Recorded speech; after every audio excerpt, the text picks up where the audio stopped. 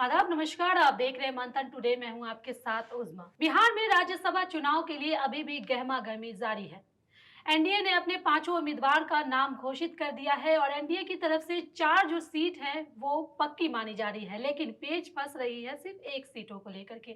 एक सीट पे पेच फंस रही है जहां पर ना महागठबंधन की सीटें हो पा रही है वहां पे और ना एनडीए की तरफ से हो पा रही है वहां पे। तो इस सब चीजों को लेकर के जो है यहाँ पे किंग मेकर बन के उभरी है एआईएमआईएम। और आज इसी मुद्दे पर आज हम चर्चा करेंगे। चर्चा करने के लिए हमारे साथ है हमारी सहयोगी अजरा। बहुत बहुत स्वागत है अजरा। शुक्रिया उज़मा। सबसे पहले मेरा सवाल अजरा यही रहेगा कि क्या लगता है आपको एआईएमआईएम ने तेजस्वी को झुका दिया है? आपने ये कहावत तो सुना ही होगा उज़मा कि झुकती है दुनिया तो झुकाने वाला चाहिए। एआईएमआईएम ने आरजेडी को झुका दिया। एक बार तेजस्वी यादव ने विधानसभा के अपने चेंबर में अख्तरुल इमान को एक विधायक के जरिए बुलाया था और राज्यसभा चुनाव पर बातचीत की थी।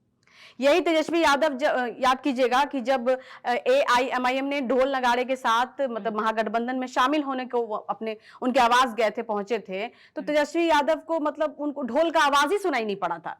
ऐसा मतलब उस वक्त तेजस्वी यादव मतलब दिखा रहे थे, आप गुमान में इतनी घमंड में थे कि बिना एआईएमआईएम यानी मुस्लिम के बगैर सरकार बना लेंगे। लेकिन जब 25 सीट पर आकर आरजेडी मतलब सिमट गया तो बताइए कि तेजस्वी यादव का घमंड चूर चूर हो गया।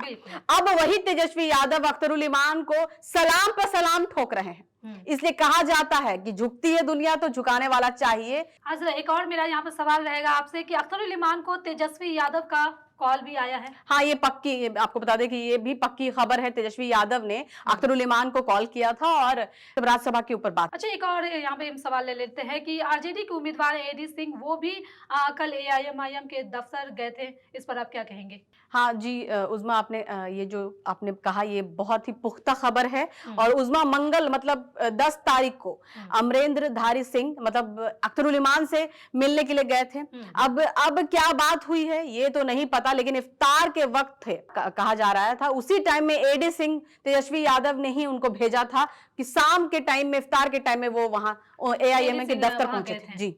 अच्छा अजरा, क्या लगता है आपको आरजेडी जो है एआईएमआईएम की शर्तों को मानेगी? तेजस्वी यादव को यह मानना मजबूरी है। अगर नहीं मानती है तो शर्त तो एडी सिंह की हर तरह से मतलब बोला जाता है कि वैसी की पार्टी मतलब जो है राज्यसभा चुनाव में किंग मेकर ही नहीं किंग मतलब बन के उभरी है। 5 विधायक का मतलब कहते थे ना लोग कि 5 विधायक है, क्या ही होगा। पार्टी ने यह साबित कर दिया कि उनकी ताकत राजद की 25 विधायक से बड़ी है। और आज की तारीख में बिना एआईएमआईएम के महागठबंधन एक सीट भी नहीं निकाल सकती है। और यह स्पष्ट रूप से दिख रहा है, एकदम साफ तौर से दिख भी रहा है कि आज सबसे ज्यादा चर्चा हो रही है तो एआईएमआईएम की हो रही है। और जब कांग्रेस जो है राष्ट्रीय पार्टी है लेकिन वो अभी तक मतलब कहीं भी चर्चा में नहीं है। ये बड़ा आश्चर्य लग रहा है, लोगों को भी लग रहा है कि क्या बात है भाई। राहुल गांधी हैं, कांग्रेस की जो ऑपोजिशन है, उनकी पार्टी के यहाँ पे सन्नाटा पसरा, उनका कहीं भी नहीं। लेकिन देखा जाए तो एआईएमआईएम का यहाँ पे बड़ा चर्चा हो रहा है और हर तरफ उनकी चर्चा हो रही है। अभी सारे लोग एकदम परेशान है कि कैसे अपने ओवैसी की पार्टी को अपनी तरफ खींच ले। सर, क्या लगता है आपको एआईएमआईएम जो है वो महागठबंधन में शामिल होगी? जी, राज्यसभा चुनाव में तेजस्वी की तरफ से जो मतलब पहल करना, महागठबंधन का मतलब दायरा बढ़ा देना, ये मतलब संकेत क्या है कि बेशक एआईएमआईएम भी चाहेगी कि वो महागठबंधन में शामिल हो जाए। उसके वजह से एक फायदा ओवैसी को होगा कि बीजेपी का जो ठप्पा लगा है उनके ऊपर, उसको वो मतलब मुक्त हो जाएंगे, उससे मिल जाएगी। जी, मिल जाएगी उससे। हाँ, अब बिहार में एआईएमआईएम को जो पांव पसारने का मौका मिल जाएगा इससे। साफ तेजस्वी अगर समर्थन देते हैं तो विधान परिषद में एआईएमआईएम की एक सीट बुक हो जाएगी, ये तो पक्का है उस्मा।